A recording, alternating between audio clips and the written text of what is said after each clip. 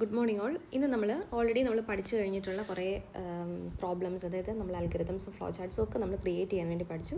അത് ബാക്ക് എൻഡിലുള്ള കുറച്ച് theory portions ഉണ്ട്.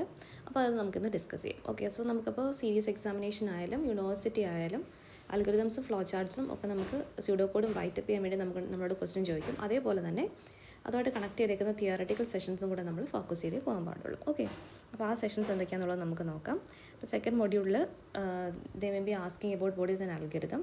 അൽഗരിതം എന്താണെന്ന് ചോദിക്കാം. നമ്മൾ ഓൾറെഡി പഠിച്ചിട്ടുണ്ട്. It's a step by step procedure to solve a problem. അങ്ങനെ തന്നെ ആ ഒരു ഡെഫിനിഷൻ അങ്ങനെ തന്നെ നമുക്ക് ഫോളോ ചെയ്യാം. ഇതൊരു പ്രോബ്ലം സോൾവ് ചെയ്യുന്നതിൻ്റെ ഒരു സിസ്റ്റമാറ്റിക് അപ്രോച്ചാണ്. So this is a systematic way of problem solving. Okay, ആ ഒരു പോയിൻ്റ് നമുക്ക് ആഡ് ഓൺ ചെയ്യാം. ഇനി നമ്മൾ അൽഗരിതം പ്രിപ്പയർ ചെയ്യുന്ന സമയത്ത് നമ്മൾ നോർമലി ഒരു പ്രോഗ്രാമിംഗ് സ്ട്രക്ചർ ഒന്നുമല്ല നമ്മൾ ഫോളോ ചെയ്യുന്നത്. We can use our English like words അല്ലെങ്കിൽ സെൻറ്റൻസസ് നമുക്ക് യൂസ് ചെയ്യാം. ഓക്കെ, അതാണ് അൽഗരിതത്തിൻ്റെ ഒരു പ്രത്യേകത എന്ന് പറയുന്നത്. അപ്പോൾ അൽഗരിതം എന്താണെന്ന് പറയണം. ദെൻ അവിടെ നമ്മളിതൊരു systematic way of problem solving ആണെന്ന് നമുക്ക് പറയണം. അതേപോലെ തന്നെ ഇവിടെ നമുക്ക് പ്യുവർ ഇംഗ്ലീഷ് ഫ്രേസസോ അല്ലെങ്കിൽ ഇംഗ്ലീഷ് സെൻറ്റൻസസോ നമുക്ക് എന്തിനു വേണ്ടി യൂസ് ചെയ്യാം?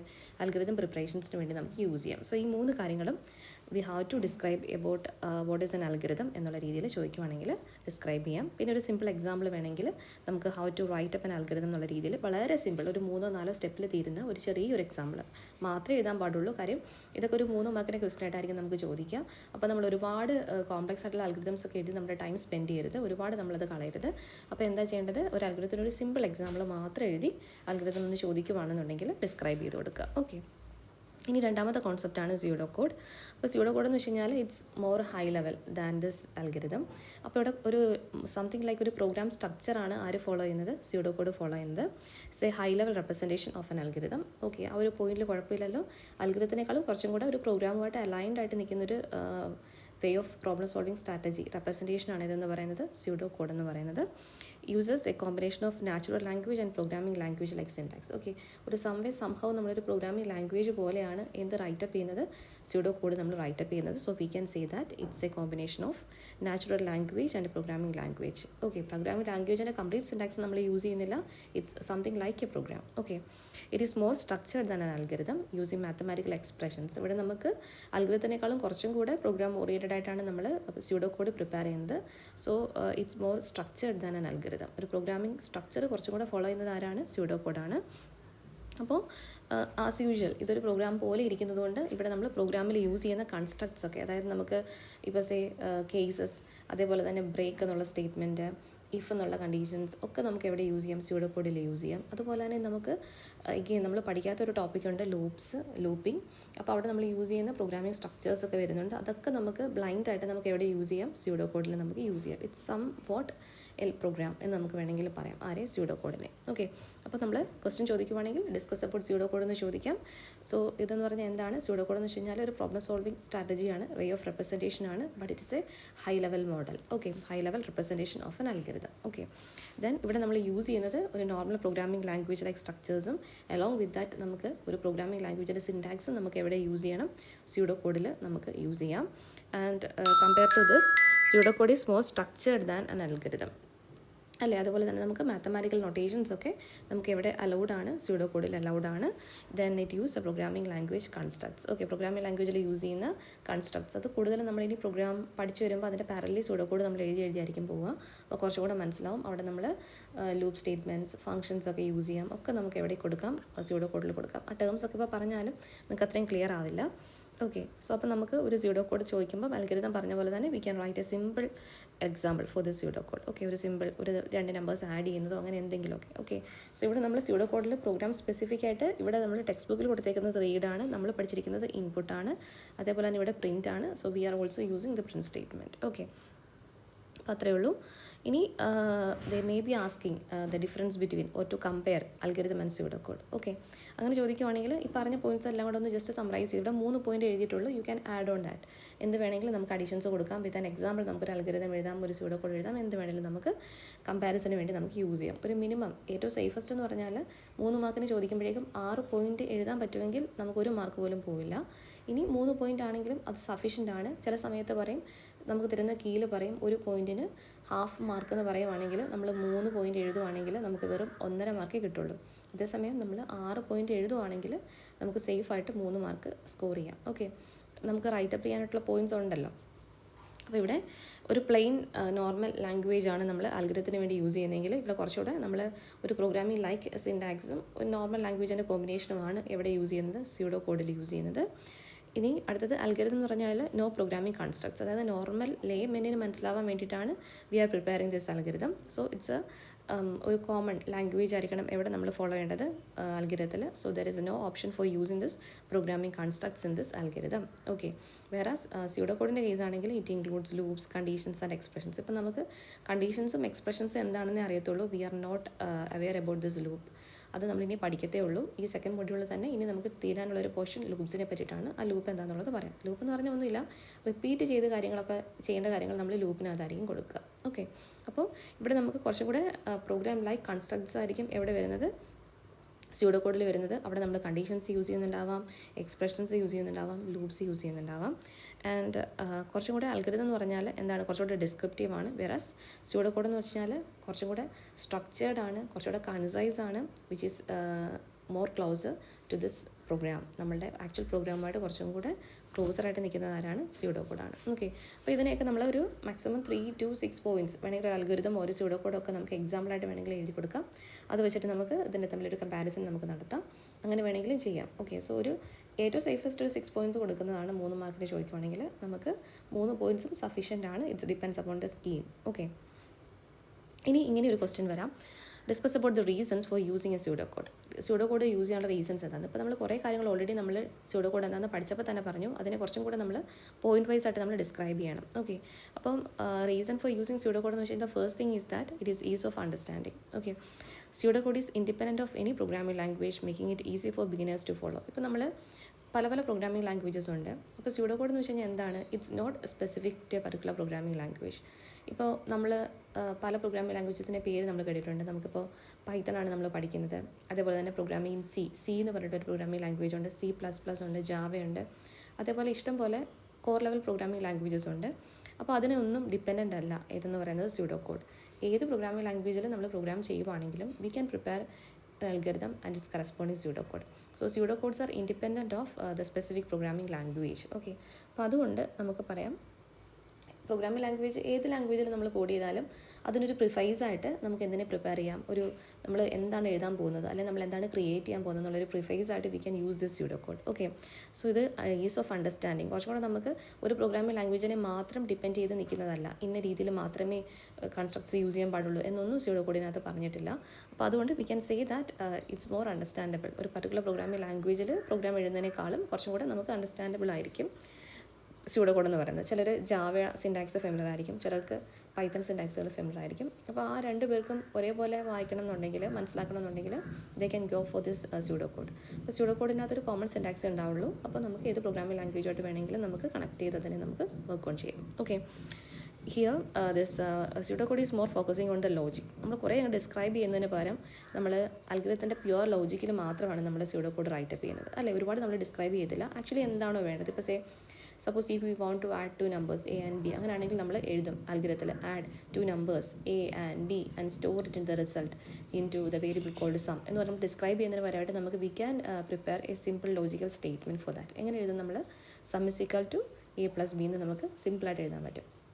അല്ലേ, അപ്പോൾ കുറച്ചുകൂടെ ലോജിക്കലി കുറച്ചുകൂടെ ഫോക്കസ്ഡ് ആണ് ഇതെന്ന് പറയുന്നത് നമ്മളുടെ സ്യൂഡോ കോഡ് എന്ന് പറയുന്നത്. Okay, next one is it's more legible. Legible means എന്താണ്, the mix of programming concepts and English phrases makes the pseudo code easy to read and clearly express the algorithm's logic. Okay, അപ്പോൾ ശരിക്കും ഇവിടെ നമ്മൾ ഒരു particular programming language അല്ല നമ്മൾ follow ചെയ്യുന്നത്, നമ്മൾ കുറച്ചും കൂടെ ഇംഗ്ലീഷ് ലൈക്ക് സ്ട്രക്ചേഴ്സ് ഫ്രേസസ് നമ്മൾ യൂസ് ചെയ്യുന്നുണ്ട് അലോങ് വിത്ത് നമ്മുടെ പ്രോഗ്രാമിംഗ് കോൺസെപ്റ്റ്സും. ഓക്കെ, അപ്പോൾ അതുകൊണ്ട് കുറച്ചും കൂടെ നമുക്ക് ലെജിബിൾ ആണ് ഏതെന്ന് പറയുന്നത് സ്യൂഡോ കോഡ് എന്ന് പറയുന്നത്.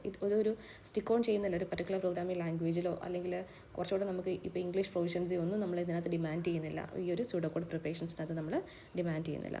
The next one is it's consistency.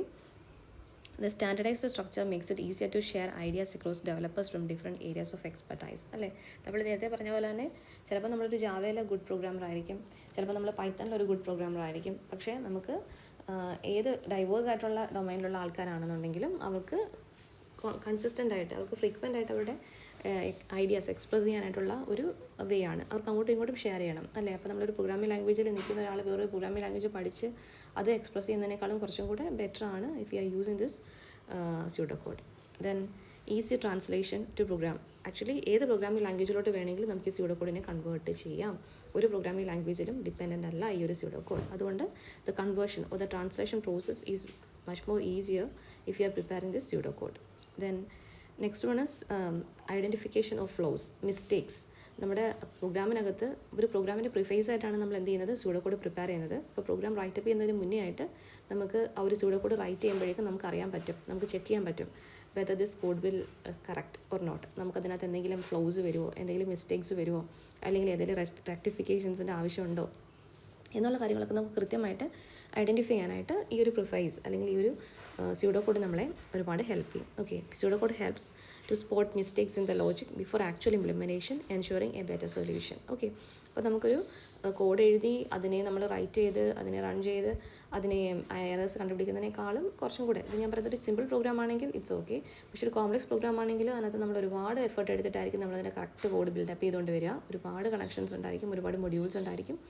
അപ്പോൾ ആ ഒരു സമയത്ത് അതിലേക്ക് ഫുൾ നമ്മൾ പോകുന്നതിനേക്കാളും നമ്മളൊരു പ്രീഫൈസ് ഒരു പ്ലാൻ ചെയ്ത് വെക്കുവാണെങ്കിൽ, ഒരു സ്യൂഡോ കോഡ് നമ്മൾ പ്രിപ്പയർ ചെയ്ത് വെക്കുവാണെങ്കിൽ അത് വർക്കൗട്ട് ആവുമോ ഇല്ലയോ എന്നുള്ളൊരു കാര്യം, ഒരു ഐഡിയ, ഒരു ബേസിക് ഐഡിയ നമുക്ക് കിട്ടാൻ വേണ്ടിയിട്ട് V can use this pseudo code. Okay, ഇനി സ്യൂഡോ കോഡ് ഉണ്ടാക്കുന്നതിനായിട്ടുള്ള ബേസിക് കൺസ്ട്രക്ട്സ്, നമുക്ക് എങ്ങനെയൊക്കെ പ്രോഗ്രാമിംഗ് കൺസ്ട്രക്ട്സ് നമുക്ക് സ്യൂഡോ കോഡിൽ യൂസ് ചെയ്യാം എന്നാണ് പറയുന്നത്. നോർമലി നമ്മൾ പല ടൈപ്പ് ഓഫ് സ്യൂഡോ കോഡ് കണ്ടു. അപ്പോൾ ഇങ്ങനെ എഴുതുമ്പോഴേക്കും സീക്വൻസിങ്, സെലക്ഷൻ, റെപ്പിറ്റീഷൻ എന്ന് കാണുമ്പോഴേക്കും നിങ്ങൾക്ക് കൺഫ്യൂഷൻ തോന്നും. ഒന്നുമില്ല, ഞാൻ ആ സ്യൂഡോ കോഡ് ജസ്റ്റ് കാണിച്ചു തരാം. സീക്വൻസ് എന്ന് പറഞ്ഞാൽ എന്താ, നമ്മൾ സ്റ്റാർട്ട് ചെയ്തു, റീഡ് ചെയ്തു, സം ചെയ്തു, പ്രിൻറ്റ് ചെയ്തു, എൻഡ് ചെയ്തു എന്ന് പറഞ്ഞാൽ എന്താണ്, ഇതിൽ 5 സ്റ്റേറ്റ്മെൻറ്റ്സ് ഉണ്ടെങ്കിൽ 5 സ്റ്റേറ്റ്മെൻറ്റ്സും ഉറപ്പായിട്ടും ഈ ഒരു കോഡിൽ വർക്ക് ചെയ്യും. ഒരു സ്റ്റേറ്റ്മെൻറ്റ് പോലും വർക്ക് ചെയ്യാതെ വരില്ല. അപ്പം സ്റ്റാർട്ട് സ്റ്റേറ്റ്മെൻറ്റ് തുടങ്ങി എൻഡ് സ്റ്റേറ്റ്മെൻറ്റ് വരെ എന്ത് ചെയ്യുന്നുണ്ട്, എല്ലാ സ്റ്റേറ്റ്മെൻറ്റ്സും, എല്ലാ 1 2 3 4 5 എന്നുള്ള എല്ലാ സ്റ്റേറ്റ്മെൻറ്റ്സും അതിനകത്ത് ആക്ച്വലി ഈ ഒരു പ്രോസസ്സിൽ വർക്കൗട്ട് ആവും. എല്ലാവരും അതിനകത്ത് ഇൻവോൾവ് ആവും. ഓക്കെ, അതാണ് സീക്വൻസ് എന്ന് പറയുന്നത്. ഓക്കെ, ഇങ്ങനെ സീക്വൻസ് പോലെ നമുക്ക് എന്ത് ചെയ്യാം, സ്യൂഡോ കോഡ് റൈറ്റപ്പ് ചെയ്യാം. ഓക്കെ, അപ്പോൾ സീക്വൻസ് എന്ന് പറയുമ്പോഴേക്കും എന്താണ് അവർ എക്സ്പ്ലെയിൻ ചെയ്തേക്കുന്നുണ്ടോ, this is the most elementary construct, ഏറ്റവും ബേസിക് ആയിട്ടുള്ള ഒരു സ്യൂഡോ കോഡിൻ്റെ ഫോമാണ്. Where the instructions of the algorithm are executed in the order listed. ഏത് ഓർഡറിലാണോ നമ്മൾ ലിസ്റ്റ് ചെയ്തേക്കുന്നത് ആ ഓർഡറിൽ തന്നെയായിരിക്കും അതിലുള്ള എല്ലാ സ്റ്റേറ്റ്മെൻറ്റ്സും വർക്കൗട്ട് ആവുക. ഓക്കെ, ഒരു സ്ട്രെയിറ്റ് ലൈൻ പോലെ തന്നെയായിരിക്കും ഇതിൻ്റെ ആക്ച്വൽ പ്രോഗ്രഷൻ എന്ന് പറയുന്നത്. നമ്മൾ ഈ ഒരു കോഡിലോട്ട് നോക്കുവാണെങ്കിൽ, ഒരു സെക്കൻഡ്, സ്റ്റാർട്ട് കഴിഞ്ഞാൽ നമുക്ക് ഡയറക്റ്റായിട്ട് ഒരിക്കലും എൻഡിലോട്ട് പോകാൻ പറ്റില്ല. സ്റ്റാർട്ട് കഴിഞ്ഞാൽ next we want to move to this read, then sum, then print and end. Okay, so there is a sequentiality or the order in which this statement have to be executed അല്ലേ. അപ്പോൾ ഈ ഒരു order follow ചെയ്യുന്നതുകൊണ്ടാണ് we are calling this kind of pseudo code as a sequence എന്ന് നമ്മൾ വിളിക്കുന്നത്. അപ്പോൾ ഇവിടെ നമുക്ക് ഓരോ സ്റ്റേറ്റ്മെൻറ്റ്സും 1 by 1 ആയിട്ട് വേണം. ഒരു പോയിന്റ് പോലും അല്ലെങ്കിൽ ഒരു സ്റ്റേറ്റ്മെൻറ്റ് പോലും സ്കിപ്പ് ചെയ്യാനുള്ള ഓപ്ഷൻ നമുക്കില്ല. അത് ആ കറക്റ്റ് ഓർഡറിൽ തന്നെ നമ്മൾ വർക്കൗട്ടായി കൊണ്ടുവരണം. ഓക്കെ, ഇനി രണ്ടാമത്തതാണ് സെലക്ഷൻ. സെലക്ഷനകത്ത് വരുന്നത് എന്താണ്, ഒരു particular some instructions may be skipped based on a condition. എന്താ നമുക്കപ്പോൾ ഇത് കേൾക്കുമ്പോഴേക്കും ഓർമ്മ വരുന്നത് എന്താണ്, സെലക്ഷനിൽ ഇഫിൻ്റെ കണ്ടീഷൻ, ഇഫ് എൽസ് എന്നുള്ള structure, if else if structure. Okay, ഇതൊക്കെ കേസ് സ്ട്രക്ചർ, ഇതൊക്കെ ഇതിനകത്ത് എക്സാമ്പിൾസ് ആണ്, സെലക്ഷൻ എക്സാമ്പിളാണ് അല്ലേ. അതായത് ചില സ്റ്റേറ്റ്മെൻറ്റ്സ് അല്ലെങ്കിൽ ചില സ്റ്റെപ്പുകൾ നമ്മൾ എന്ത് ചെയ്യും, സ്കിപ്പ് ചെയ്യും ബേസ്ഡ് ഓൺ ദ കണ്ടീഷൻ. എന്ന് പറഞ്ഞാൽ എന്താണ്, ഇഫിൻ്റെ കണ്ടീഷൻ കറക്റ്റ് ആണെങ്കിൽ ഇഫിന് തൊട്ട് താഴെയുള്ള സ്റ്റേറ്റ്മെൻറ്റ് വർക്ക് ചെയ്യും. ഇഫിൻ്റെ കണ്ടീഷൻ റോങ് ആണെങ്കിൽ മാത്രം നമ്മൾ എന്ത് ചെയ്യും, എൽസ് പോർഷനിലേക്ക് പോവുള്ളൂ. ഇഫിൻ്റെ കറസ്പോണ്ടിങ് പോർഷൻ വർക്കൗട്ട് ആവില്ല. ഈ കാര്യങ്ങളെല്ലാം നമ്മൾ വർക്ക് ചെയ്യുന്നത് എന്തിൻ്റെ ബേസിസിലാണ്, all these kinds of working of the pseudocode is called as what, is a selection kind of statements അല്ലേ. സോ സെലക്ഷൻ ഇതിനകത്ത് വർക്കൗട്ട് ആവുന്നുണ്ട്, ഈ ഒരു സ്യൂഡോ കോഡിൽ നമ്മൾ വർക്ക് ചെയ്യുന്നു. Again the third one is repetition or loop. അത് നമ്മൾ ഇതുവരെ പഠിച്ചിട്ടില്ല, അത് നമ്മളുടെ ലാസ്റ്റ് സെഷനിൽ നമ്മൾ പഠിക്കാൻ പോകുന്നതാണ്. അപ്പോൾ loop can also be used as A construct in this pseudo code. അപ്പോൾ നമുക്ക് സ്യൂഡോ കോഡിൻ്റെ ബേസിക് കൺസെപ്റ്റ്സ് എന്ന് പറഞ്ഞാൽ എന്തൊക്കെയാണ്, സീക്വൻസിങ് ഉണ്ട്, സെലക്ഷൻ ഉണ്ട്, ദെൻ റെപ്പിറ്റീഷൻ ഓർ ലൂപ്പ് ഉണ്ട്. ഇനി നമ്മൾ യൂസ് ചെയ്യാൻ പറ്റുന്ന സിമ്പിൾസ് എന്തൊക്കെയാണെന്നുള്ളത് നോക്കാം. ഈക്വൽ ടു യൂസ് ചെയ്യാം, ഗ്രേറ്റർ ദാൻ ഒരു equal to, then not equal to, എല്ലാ റിലേഷണൽ കൈൻഡ് ഓഫ് ഓപ്പറേറ്റേഴ്സും നമുക്ക് എവിടെ യൂസ് ചെയ്യാം, സ്യൂഡോ കോഡിൽ യൂസ് ചെയ്യാം. അസൈൻമെൻറ്റ് സ്റ്റേറ്റ്മെൻറ്റ്സ് നമുക്ക് എവിടെ യൂസ് ചെയ്യാം, സ്യൂഡോ കോഡിൽ നമുക്ക് യൂസ് ചെയ്യാം. ഓക്കെ, അപ്പോൾ അത്രയാണ് മെയിൻലി ഡിസിഷൻ ഒന്നുകൂടെ ഡിസ്ക്രൈബ് ചെയ്ത് തരാം കേട്ടോ. A selection structure consist of A test condition together with one or more block of statements. നോക്ക്, ഇഫിന് ശേഷം ഒരു കണ്ടീഷൻ കാണും. അപ്പോൾ അതിനുശേഷം നമ്മൾ എന്ത് ചെയ്യണം, അത് കറക്റ്റായിട്ട് വർക്കൗട്ട് ആവുമെന്ന് നോക്കും. അങ്ങനെയാണെങ്കിൽ ആ ബ്ലോക്കിലേക്ക് നമ്മൾ കയറും. നമുക്ക് ഇഫിന് ശേഷം ഒരു കണ്ടീഷൻ, ഒരു ട്രൂ ഇൻസ്ട്രക്ഷൻ, എൻഡ് ഇഫ്. ഇത് വെറും സിമ്പിൾ ഇഫാണ്. ഈ ഇഫിനൊരു എൽസ് പോർഷനെ പറ്റി നമ്മൾ മെൻഷൻ ചെയ്യുന്നതേ ഇല്ല. Simple if. If the condition is true, then the true instruction will be executed. Then we will end up that if condition. അത്രയേ ഉള്ളൂ. ഓക്കെ, സോ ഇനി അടുത്തത് ഇഫ് എൽസ്. ഇഫ് എൽസ് എന്ന് പറഞ്ഞാൽ എന്താണ്? ഇതിന് എക്സാമ്പിളായിട്ട്, ഫസ്റ്റ് കേസിന് എക്സാമ്പിളായിട്ട് നമ്മൾ പഠിച്ച എന്തായിരുന്നു? ഒരു നമ്പർ തന്നു കഴിഞ്ഞാൽ അത് പോസിറ്റീവ് ആണോ എന്ന് ചെക്ക് ചെയ്യും. അത് അല്ല എങ്കിൽ അത് നെഗറ്റീവ് ആയിരിക്കും. We are not bother about that particular session. We are only concentrating on to check whether the given number is ഏത് പോസിറ്റീവ് ആണെന്ന് മാത്രമേ നമ്മൾ നോക്കുന്നുള്ളൂ. ഓക്കെ, അവിടെ ഓർന്നൊരു സെഷൻ അവിടെ റിലവൻസ് ഇല്ല. പിന്നെ ഇഫിനകത്ത് വരുന്ന വേറൊരു എക്സാമ്പിളാണ് if else structure. If else എന്ന് പറഞ്ഞാൽ എന്താണ്? ഇഫിന് ശേഷം ഒരു ട്രൂ ഇൻസ്ട്രക്ഷൻ കാണും. കണ്ടീഷൻ കറക്റ്റ് ആണെങ്കിൽ മാത്രം ട്രൂ ഇൻസ്ട്രക്ഷൻ വർക്ക് ആവും.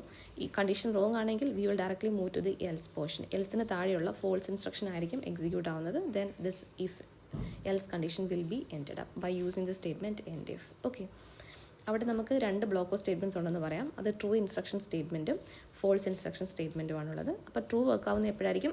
ഇഫിന് ശേഷമുള്ള കണ്ടീഷൻ കറക്റ്റ് ആണെങ്കിൽ. ഫോൾസ് ഇൻസ്ട്രക്ഷൻ വർക്ക് ആവുന്ന എപ്പോഴായിരിക്കും? നമ്മളുടെ ഇഫ് കണ്ടീഷൻ, ഇഫിനകത്തുള്ള കണ്ടീഷൻ റോങ് ആകുമ്പോഴേക്കും. നമ്മളിതിനെ സ്റ്റേറ്റ്മെൻറ്റ് 1 എന്നും, ഈ ട്രൂ ഇൻസ്ട്രക്ഷനെ നമ്മൾ സ്റ്റേറ്റ്മെൻറ്റ് 1 എന്നും ഫോൾസ് ഇൻസ്ട്രക്ഷനെ സ്റ്റേറ്റ്മെൻറ്റ് 2 എന്നാണ് നമ്മൾ ക്ലാസ്സിൽ വിളിച്ചത്. ഇഷ്ടമുള്ള പേരിൽ വിളിക്കാം.